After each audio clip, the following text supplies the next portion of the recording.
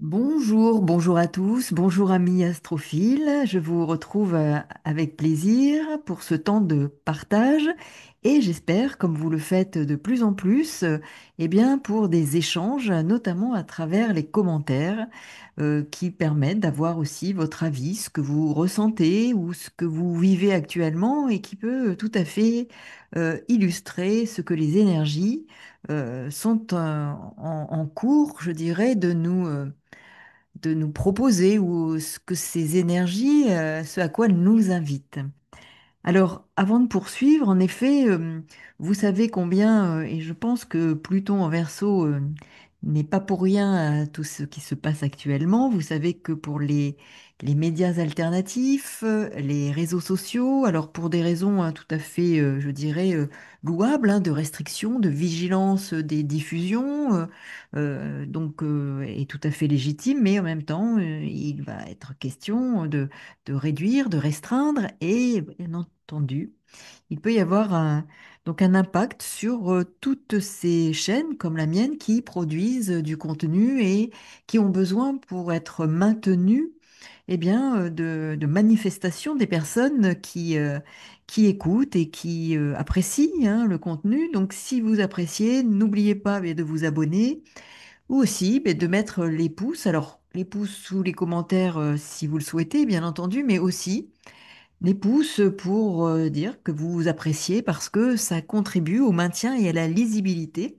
Ce qui est important pour YouTube, c'est que ce soit lisible. Alors, non pas parce que ils tiennent absolument à ce que ces contenus restent, mais qu'en effet, et je le répète, s'il y a de la publicité au cours donc de la diffusion de ces podcasts, eh bien, ce n'est pas monétisé et c'est vraiment à la décision et à la main de YouTube. Donc, je ne peux rien faire. J'ai tenté, hein, mais je ne peux rien faire.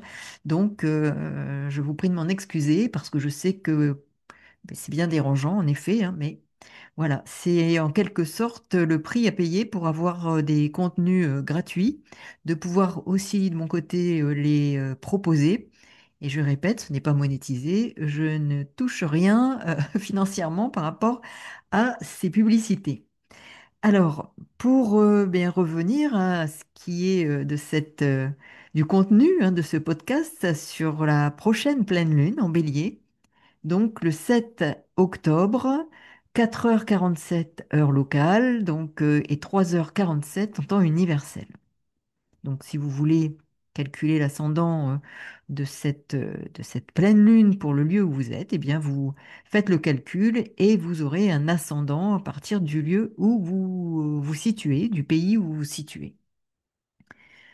Pour ce qui concerne cette pleine lune, mais comme vous le voyez, hein, la lune est à 14 degrés 8 minutes d'arc du bélier et le soleil 14 minutes d'arc, 14 degrés 8 minutes d'arc de la balance.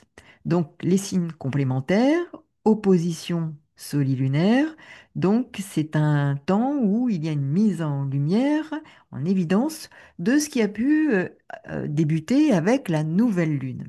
On voit là que nous sommes dans cet axe relationnel, hein, essentiellement, hein, puisqu'il s'agit bien ici de l'analogie du bélier avec la maison 1 et balance, maison 7 première maison qui fait l'état de moi et les autres, la relation aux autres, le partenariat, les collaborations, tout ce qui relève de cette sphère qui nous met en contact et qui nous met en contact en effet avec eh bien autrui. Et il s'agit là de trouver et d'aller, de tenter de trouver en tout cas un équilibre, de restructurer potentiellement une communication, un échange, un partenariat, une collaboration qui a besoin de connaître un rééquilibrage. Alors la planète maîtresse de cette pleine lune, qui se trouve en bélier, eh bien c'est Mars. Et vous voyez très vite où se situe Mars.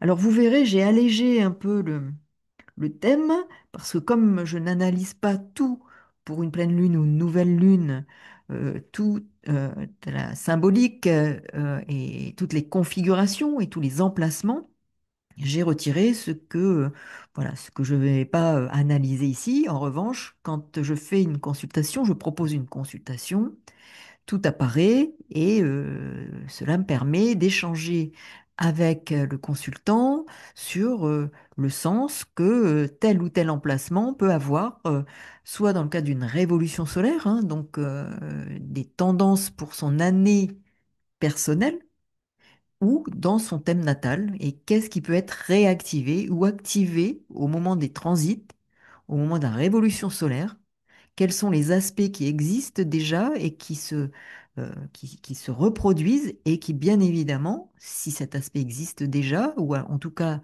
le lien entre ces deux planètes, même si c'est un autre aspect, peut être activé par une configuration qui est ben, actualisée et qui va se produire pendant notamment la période de révolution solaire, donc d'anniversaire à anniversaire. Alors ici, nous avons en effet la planète Mars, qui est la planète maîtresse de la Lune, qui se situe en Bélier. Et la planète maîtresse du Soleil, eh bien, c'est Vénus qui est en Vierge. Et comme vous le voyez, en Vierge, opposition Neptune-Saturne.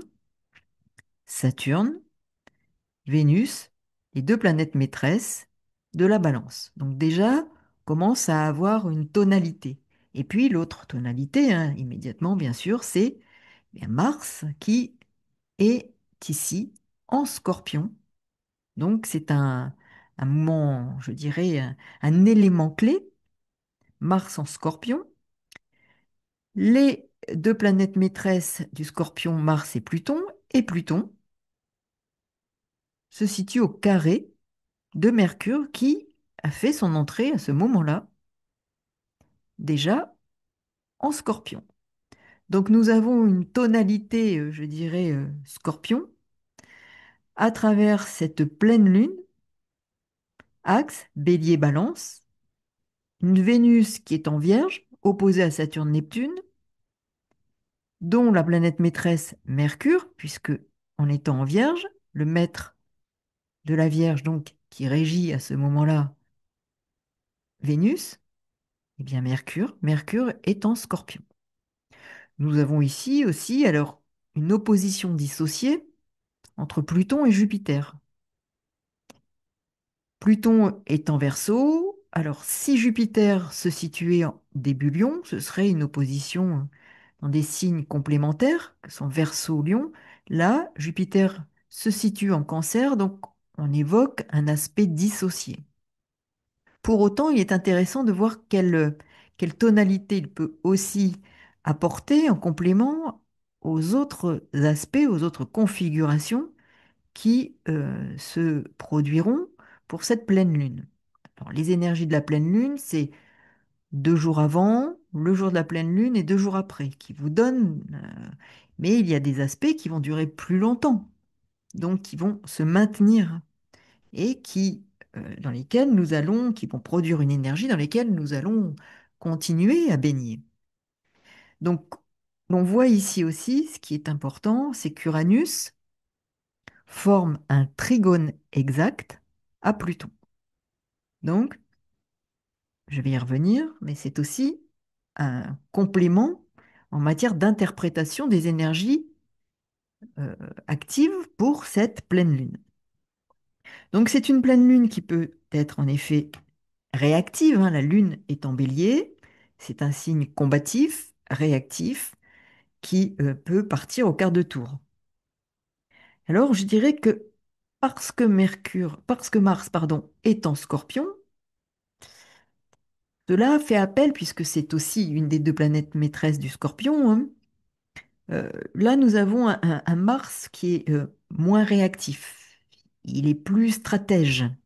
Donc, il y a du courage, de la combativité, de la persévérance, hein. Donc, c'est une énergie qui peut être mise à notre service, hein, quelque part, hein. C'est un temps où nous pouvons, dans cette dynamique-là, faire preuve de courage, de combativité, de persévérance, de dynamisme. Mais en même temps, il y a une plus grande maîtrise de l'action, hein. N'oublions pas que Mars, c'est le carburant des autres planètes, c'est lui qui active, qui est un déclencheur et qui peut en effet être celui qui pousse à ce que la planète qu'il contacte puisse s'exprimer. Donc ici, nous avons Mars qui est en Scorpion, qui est donc plus contrôlé, plus maîtrisé qu'en Bélier. Bélier qui est signe de tête, qui part au quart de tour, qui peut aussi, s'il ne se contrôle pas, alors je répète, hein, tout dépend après si vous êtes du Bélier, si vous avez un Mars en Scorpion, il y a une plus grande maîtrise, s'il est en Capricorne aussi, s'il est en signe de terre, cela va modérer les élans du Bélier. Mais ici, nous voyons bien qu'il y a une tendance à la réactivité. Émotionnellement, on peut être très vite réactif, hein. Mais Mars va permettre de contenir, d'être plus stratégique aussi dans l'action que l'on veut mener. On peut prendre un peu de, je dirais, de recul pour agir je dirais, la vengeance est un plat qui se mange froid, hein. C'est ce qui peut aussi apparaître de cette façon-là, hein. C'est plus stratégique, on agit, mais on va préparer son action. On va concocter une réaction qui va être maîtrisée, plus pointue peut-être, aussi plus piquante, mais elle aura été davantage euh, préparée et stratégique, hein. C'est un mode d'action plus stratégique. Donc il serait préférable ici de mieux gérer, hein, en effet, son impulsivité potentielle, voire son agressivité, et d'être en effet davantage dans la maîtrise que dans la confrontation, hein. C'est un moment où l'on peut examiner aussi en profondeur, et Mercure nous y invite, hein. Il est en Scorpion, hein, donc c'est aussi celui qui va aller vraiment comme au scalpel, hein. Nous avons ici Mercure, Mars en Scorpion, Lune noire en Scorpion.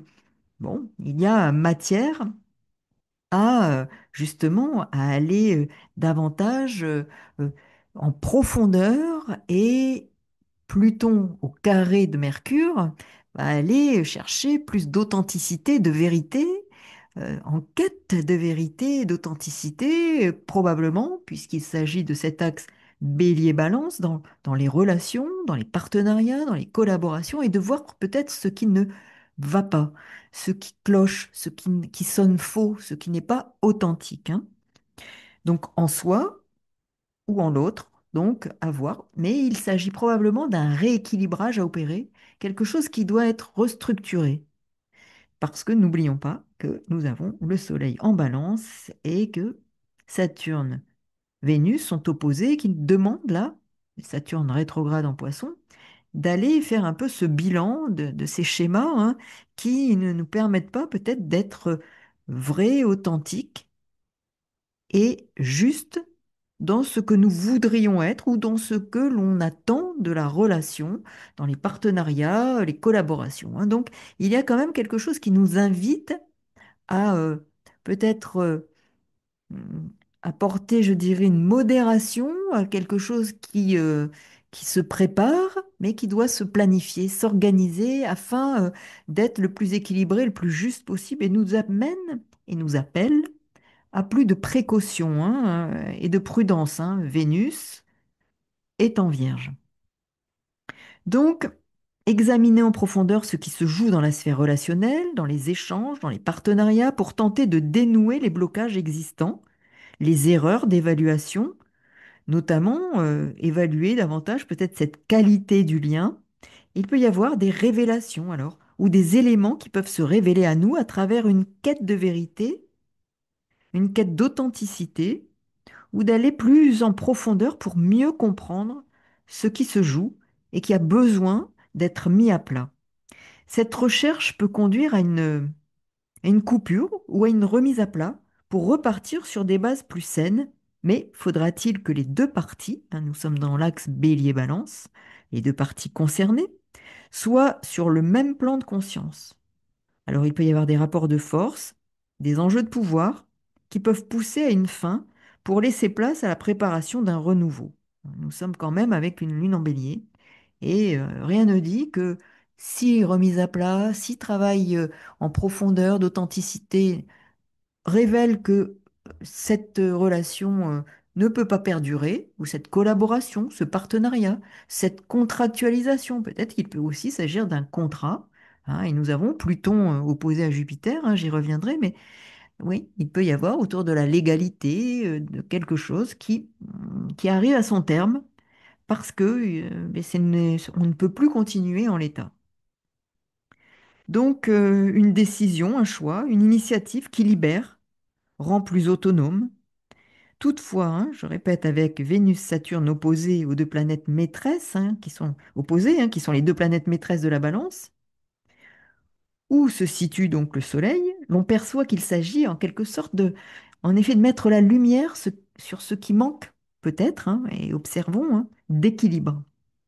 Rééquilibrer, restructurer, balayer en quelque sorte devant sa porte, sans toutefois se culpabiliser, hein. Saturne est en phase rétrograde en Poisson, hein, on finit, mais il n'est pas question de se culpabiliser, mais d'aller quand même faire un bilan peut-être de ce qui ne convient plus, qui a trop duré et que l'on doit laisser mourir.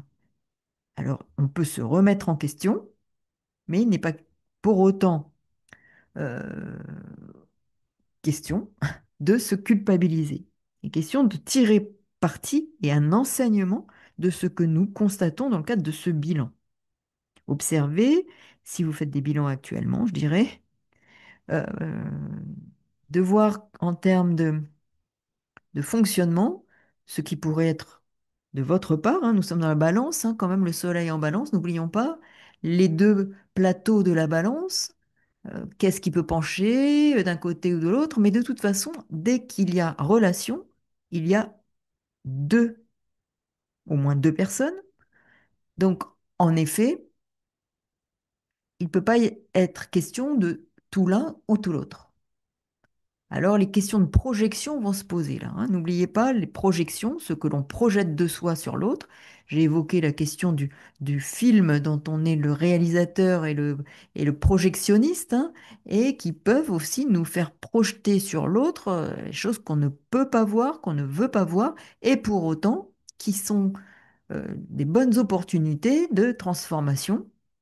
Et là, Pluton au trigone d'Uranus, hein, et qui est Uranus, Cinder, Gémeaux, Pluton, Cinder, Verseau, il est bien question de tout ce qui touche aussi au relationnel. Alors au-delà des réseaux, mais les réseaux en général, amicaux, tout ce qui fait réseau relationnel peut faire l'objet de changements, d'une remise à plat, de remise en question, qui vont être favorables à une libération peut-être d'une communication qui sera sur un autre mode, ou alors d'une rupture, mais soyons prudents. Rupture qui peut être euh, très réactionnelle et qui n'aura pas fait l'objet d'un examen en profondeur auquel nous invite Mercure et Mars en Scorpion pour rééquilibrer les plateaux de la balance. Mais il faut avoir cette volonté d'aller vers une harmonisation, Soleil en balance. Alors nous avons ici, en effet, des éléments sur potentiellement des luttes, des conflits. Alors ça peut être aussi des conflits sociaux, hein, puisque nous avons quand même l'une qui représente le public, la population, hein, en bélier, hein. Donc dans cet axe bélier-balance, il peut y avoir, avec Pluton au carré de Mercure, une Vénus qui est bien je dirais, en difficulté avec ce Saturne qui freine, elle prend des précautions, mais il peut y avoir aussi quelque chose qui frustre et qui fasse qu'on peut se sentir euh, un peu frustré, en manque voilà, peut-être de relations, mais aussi pécuniaires, hein. Vénus, c'est aussi l'argent, hein, donc il peut y avoir un sentiment de manquer, et puis tout à coup un climat un peu éruptif, hein, un climat qui est un peu insurrectionnel, hein, Pluton étant Verseau, carré Mercure. Bon, ça peut, et Mercure, planète maîtresse des Gémeaux, où se trouve Uranus, hein. Donc, il peut y avoir une forme de réactivité, d'impulsivité, de quelque chose qui peut arriver un peu brutalement et qui fasse sortir de ses gonds les uns ou les autres et ne pas permettre, en effet, d'utiliser suffisamment les précautions auxquelles nous invite à la fois Vénus en Vierge et cette action qui peut être stratégique. Il s'agira plutôt de préparer les choses, de préparer nos réactions, notre façon justement de réfléchir à comment réagir pour ne pas réagir de façon impulsive, agressive, éruptive. Donc, c'est en effet un climat qui peut être sur la base de luttes, de conflits, avec, comme j'ai évoqué, peut-être de façon sous-jacente pour les uns ou les autres, mais aussi collectivement une problématique financière. La maison 2, celle de l'argent et de la consommation, analogie taureau est en balance. Soleil en 2, mise en lumière du thème des ressources personnelles. Vénus en vierge, maîtresse de la balance, incite à la prudence. Et avec donc Neptune-Saturne, opposés, bien, il s'agit peut-être de restrictions, de manque, voire un temps qui évoque, oui, pénurie, restriction, en tout cas, nécessité de faire attention, parce qu'en effet, il peut y avoir alors des questions très liées aux finances, aux biens, aux investissements, aux banques, à la bourse, hein. Une vigilance s'impose, ce qui peut pousser en effet à un climat de révolte, hein, sinon ouvert, mais en sourdine, qui s'organise, Mars en Scorpion, pour, je dirais, impliquer par la suite une action stratégique. Et Vénus organise, planifie ce qu'elle désire voir mettre en œuvre en termes d'action stratégique. Cette pleine lune va mettre en évidence aussi tout ce qui est peut-être attaché alors, aux biens, aux possessions. Nous sommes avec le soleil en balance, hein. C'est aussi un signe, la balance, de crise, hein. On l'oublie souvent, hein. Donc il peut y avoir une forme de crise, mais aussi tout ce qui relève de des possessions, de l'argent, et aussi de se détacher, tant au plan matériel que relationnel. Il peut y avoir aussi des questions autour de la dette, des dettes personnelles, mais aussi potentiellement le sujet de la dette publique, hein, de la gestion sociale. Vous voyez combien tout ça peut être un climat sous-jacent dans lequel nous baignons et qui peut nous atteindre au plan individuel comme collectif. Alors je mets l'accent aussi sur le carré Mars-Pluton, hein. Il peut y avoir un défi à relever avec cette pleine lune maîtrisée par Mars en Scorpion au carré de Pluton. Donc il y a un fond de violence évident, une épreuve de force, un climat de tension, un climat conflictuel profond. Pluton, trigone exact à Uranus, rétrograde, c'est la transformation des liens, des relations. C'est une transmutation potentielle de tout ce qui relève des communications. On se réinterroge sur la façon de communiquer. On se réinterroge sur la façon de communiquer sur les réseaux sociaux, sur des contrôles possibles, mais aussi dans nos façons de communiquer, d'échanger dans les relations les uns avec les autres. Les rapports les uns avec les autres, on remet à plat, il y a du changement et de la régénération pour restructurer ce qui est en voie de se terminer afin de permettre une réalisation, je dirais, plus équilibrée, une affirmation de son identité plus juste, plus alignée, plus respectueuse de soi, mais aussi de l'autre. Et le nœud nord est ici comme une boussole, je dirais une boussole en poisson, hein. Il nous indique que, par exemple, l'empathie, la capacité d'accueil de l'autre, peut être un bon moyen de permettre au vieux schéma, aux cristallisations de se dissoudre. C'est un équilibre à trouver, ni l'excès dans un sens, ni dans l'autre. Une pleine lune qui nous éclaire sur la nécessité d'un équilibre, d'un rééquilibrage, de rechercher la juste décision, le juste positionnement. Pluton va aider à révéler ce qui n'est plus viable en l'état. Alors, observons, allons examiner au fond de nous ce qui a besoin d'être régénéré en termes d'échange, de relations, de communication. Et nous avons une clé pour évoluer vers plus d'autonomie et d'authenticité. Un aspect qui est aussi dissocié mais intéressant à examiner, comme je l'évoquais, c'est l'opposition Jupiter, Pluton. Jupiter en Cancer, sous la maîtrise de la Lune, hein, donc c'est important.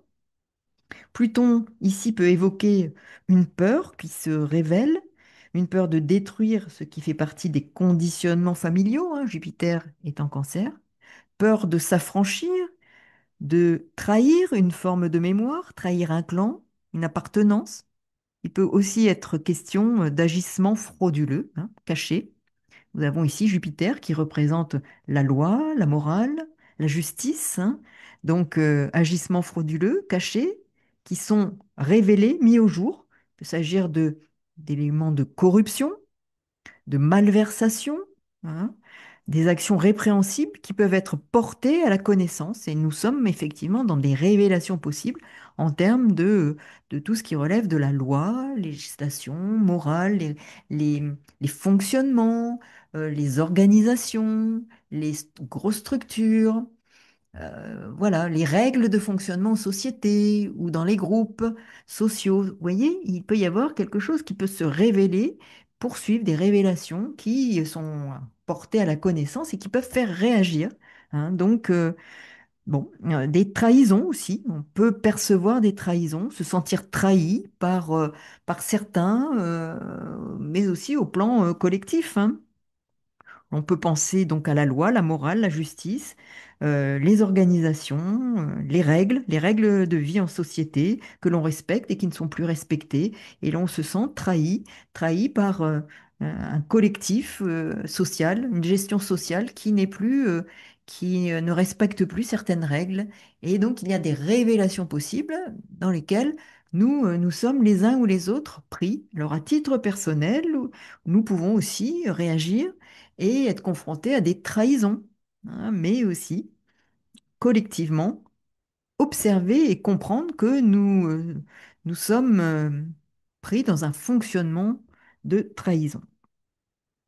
Donc, des agissements secrets, des manigances peuvent être révélées et mettre, je dirais, de l'huile sur le feu. Anxiété, angoisse peuvent être renforcées par rapport à la vie sociale et à la société.